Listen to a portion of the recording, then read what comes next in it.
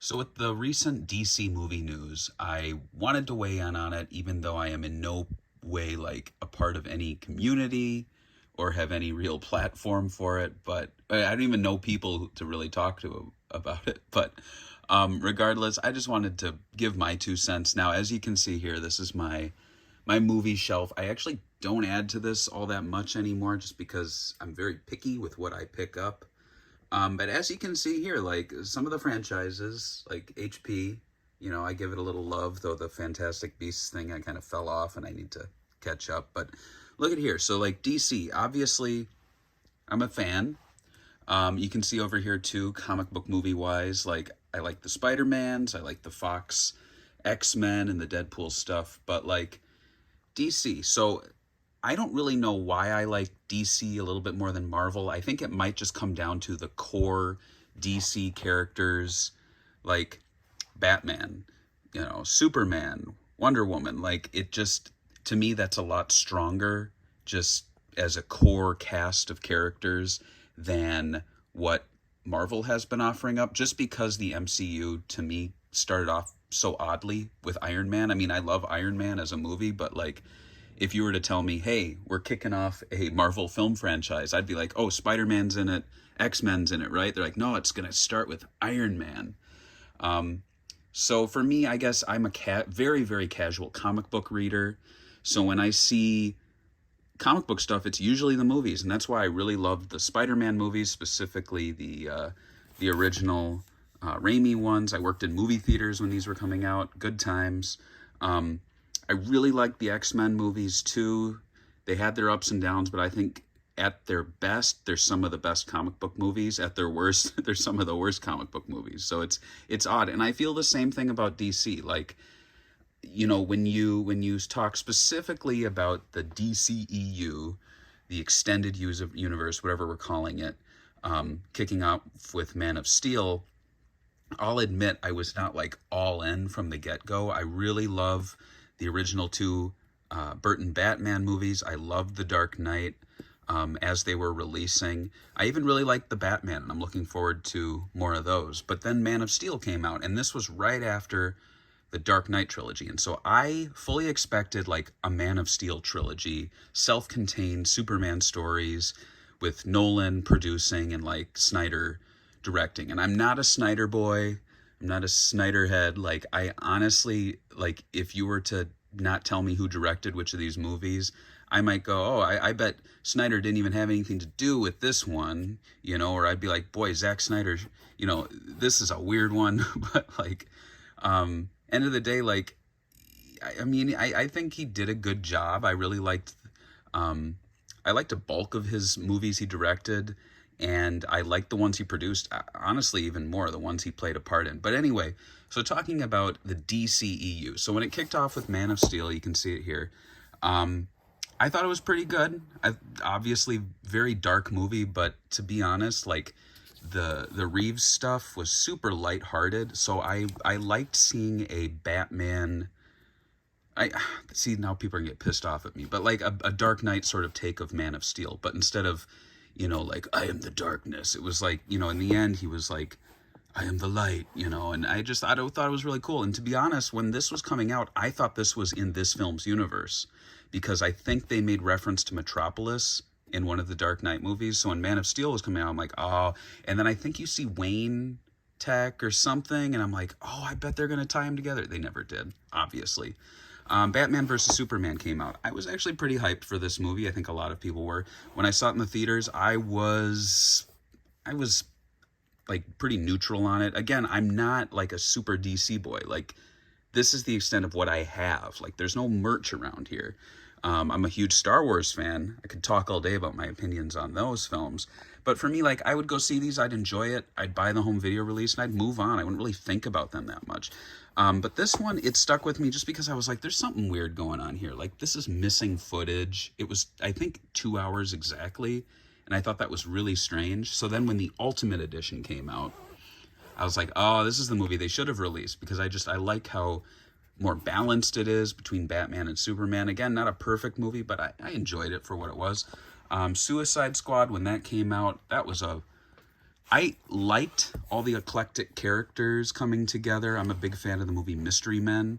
Um, so to see that, like a DC villain Mystery Men movie, I thought it was pretty cool. Again, I don't have strong opinions. Like, it was fun to see in the theaters. I've watched it a few more times on home video, but I'm not like, oh, worst movie ever with that.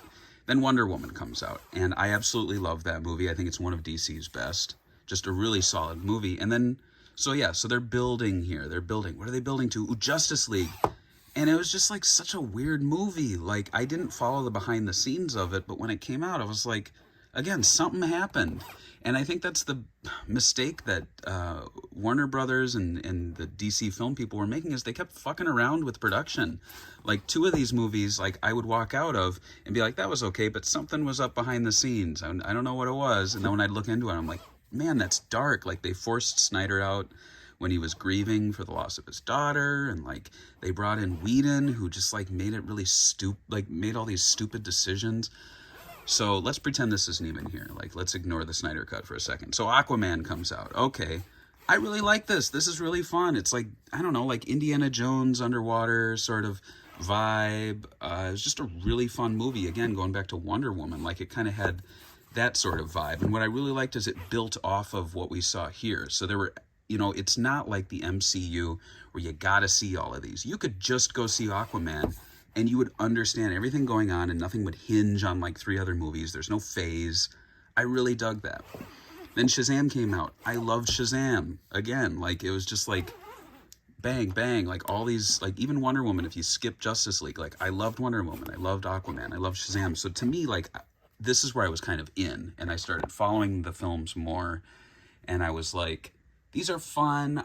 It's kind of like my vacation, because I do Star Wars podcasting, I do Sonic and Sega podcasting, but this is like a franchise where I have no connection to the fandom. It's just my fandom, where I get to go see the films, enjoy them, and move on with my life, and not like worry about behind the scenes shenanigans. But around this time, I started following stuff more. I loved Shazam, but again, something's weird. Like, why is Henry Cavill's head cut off? What's going on? I'd look into it and realize there was all this like behind the scenes drama. And then Birds of Prey comes out. This one I didn't like initially all that much, but I saw it again on home video and I enjoyed it a lot more. It still is a weird installment. Again, just like Shazam cutting off Superman's head, this one clearly was trying to avoid Jared Leto's Joker. So again, it's kind of like behind the scenes drama, and like fan opinion is affecting the story. They could have done more. They could have given us some Joker scenes, or toned down Leto, or like, and I'll get to that in a second. But Wonder Woman 84 comes out. I thought this was fine. Again, I don't go crazy ballistic on social media, worst movie ever or anything. Like, I just thought it was a fun movie. It hit during the pandemic, so it was nice to have something new to watch. I loved Pedro Pascal's character in this. I think he's so over the top, and I liked how there was no real villain in the end. Like, he didn't get away. He just learned his lesson, and he didn't need to be killed or sent to jail or anything. Then, and maybe my timeline's off, but then we got the Snyder Cut. And this thing, like when this came out, I was like, oh, it makes sense. So this is like a trilogy, Man of Steel, Batman versus Superman, Dawn of Justice, and then Justice League. And they even made it, and I'm grabbing it here, they even made the trilogy. And I was like, okay, this is really cool. So I finally, when I saw this, and again, not a perfect movie, but it was an epic that it needed to be, finally. And it really tied together this like trilogy of films that, I could encapsulate into almost like a phase, like the MCU. So like this was the phase, like phase 1. And then the post-Justice League was like phase 2 here, or something like that. But yeah, I was like, look, all right, then stick with this. Like, you don't need to bring Snyder back, but at least act like this is the real backstory to everything, and continue on, start making better material. And I thought they were going to do that. Suicide Squad came out, or The Suicide Squad. I thought, I was hearing a lot about how it was going to ignore previous films because people really hated this one. And then this came out, and to be quite honest, it's like, it's not even a reboot or a soft reboot. It's a straight up sequel. It's got characters returning. They reference some events. So I liked this one. I thought it was a lot better than the first one. And the one character I didn't like was Peacemaker. Then Peacemaker comes out very soon after, and it makes me do a 180 on the character, and now I love this show. So it's like, cool, this is fun. So that's where we kind of are. And then Black Adam was coming out. Suddenly The Rock's acting like he's in charge of DC, which I thought was really odd, making all these grand promises. But at the same time, I actually really liked how open he was. And he's like, Superman's coming back. We're going to have more, connectivity between the movies, yada, yada. I like that. And I went to go see Black Adam, and it's not my favorite of all of these, but I definitely think it's better than like Suicide Squad or the bad first version of Justice League. I liked it a lot more than Birds of Prey, if we're talking like a villain-led movie.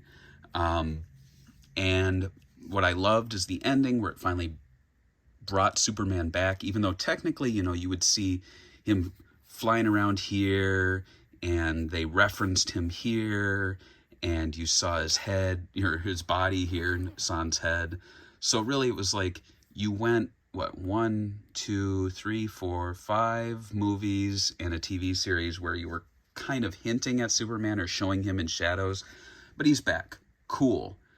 Then they made the announcement that that he's not coming back, and that James Gunn's going to reboot not only Superman, but possibly the whole DCEU. And I thought that was such a weird decision, because if they were to be like, all right, Black Adam's coming out, but we don't have any other films planned, I'd be like, well, that sucks. But at least it would kind of like be with the X-Men situation, where I believe we were around like here. This is not in release order, it's in like chronological order, but essentially I do believe like this was the last film, and Dark Phoenix was the one that was like gonna kind of close things out, but we had one straggler. And when this came out, I didn't mind it, because it was like the New Mutants doesn't set anything up, it doesn't make any grand stories. If anything, it kind of ties in with Deadpool 2, because it shows what the bad future, I guess, Cable lives in is going to experience, maybe. I could be wrong on that, but it was one movie. But DC, now Black Adam's coming out to home video, and then after that we're going to have Shazam 2.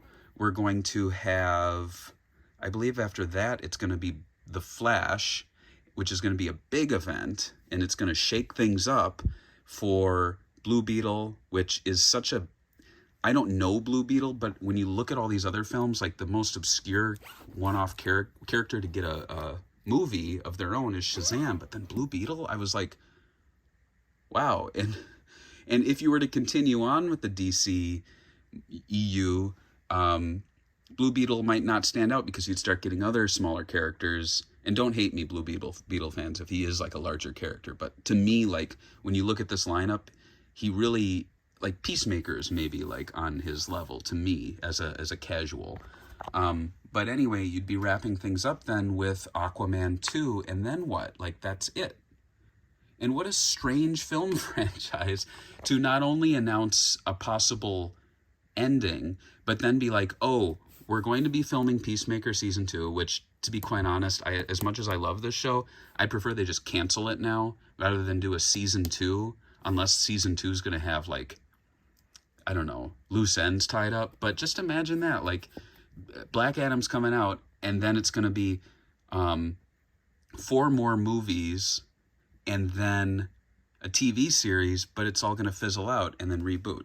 And Superman might be mentioned, Batman might be mentioned, they might even make cameos, Wonder Woman will make cameos, but it'll all lead to a fizzling out of a franchise. And it's just so fucking weird to me, because like I said, you didn't really see that with X-Men. It was more like, all right, well, with the Disney purchase, this is going to be the end. Dark Phoenix, that's fine, because it kind of wraps up like if you look at this chronologically, like it wraps up the old movie trilogy and then brings us into like the Logan timeline, then it ends. But then Deadpool 3 is coming out, which kind of revives this, and it's really exciting. Same with Spider-Man here. Spider-Man 3 ended it. We got this Amazing Spider-Man, which was a failed reboot because it only lasted 2 movies. But then the MCU Spider-Man comes out, and it basically makes all of these movies a part of a story. And I just really dug that, because it was like, we get more Raimi Spider-Man, we get a satisfying conclusion to Amazing Spider-Man, and we see them all come together, and it suddenly is not three different franchises or three different iterations, but it's the Spider-Man movie series, and that's so cool to me. And I'm, as much as I'm not a huge MCU fan, I really am excited that Deadpool 3 is going to essentially take all of this and make it mean something to the larger story.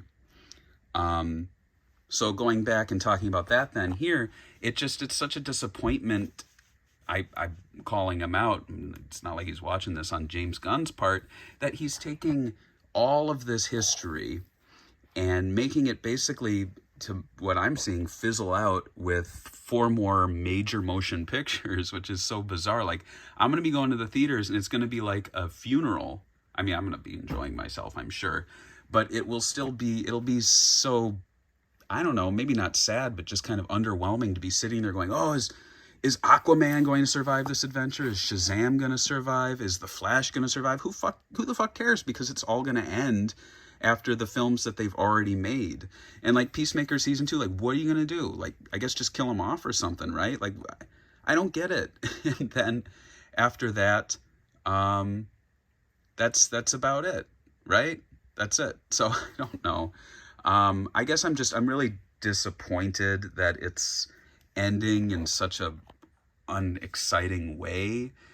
I'm kind of glad that it didn't go the Rock direction, where it's like Superman versus Black Adam is the next chapter. But I was really hoping that James Gunn would maybe do a thing where it would be like, after The Flash, it's a soft reboot, and then we get movies that are featuring these characters, featuring some of these actors, but from better storytellers, so that we get like a hopeful Superman movie with Cavill. We get a true Wonder Woman 3 that takes place like in the modern era and moves the story along, rather than another flashback like this one. And maybe even something that leads to the Suicide Squad teaming up with the Justice League, and they have to save Batman from the multiverse or something. I don't know. But in any case, it's a disappointment. And we're kind of used to it, I guess, when we follow the Batman and Superman movies. I mean, we got 1 and 2, and then 3 and 4 sucked. They tried again with Returns as like a soft reboot, didn't go anywhere. Batman Returns were great, and then they kind of sucked it up with Schumacher. Dark Knight's really the only one that told a beginning, middle, and end, didn't have any shit going on. And so I'm really, honestly, out of all of this, like the stuff going on right now, this is the only thing I'm really looking forward to now. Because when I go see the next Batman movie, there's not going to be this thing in the back of my head telling me, it's all going to end soon. None of these stakes really mean anything. Because you got to remember that, like, I don't want to be sitting in the theater and thinking of the guy running the studio. I just want to watch the movie and get invested in the characters and story, and I don't know if I'll be able to, because they're just ending it. So anyway, that's my 20-minute rant of me just pointing at my shelf. But I thought I'd say that, put that out there, and maybe I can move on with my day. But it's just been in the back of my head. So, all right. Thanks for watching. Goodbye.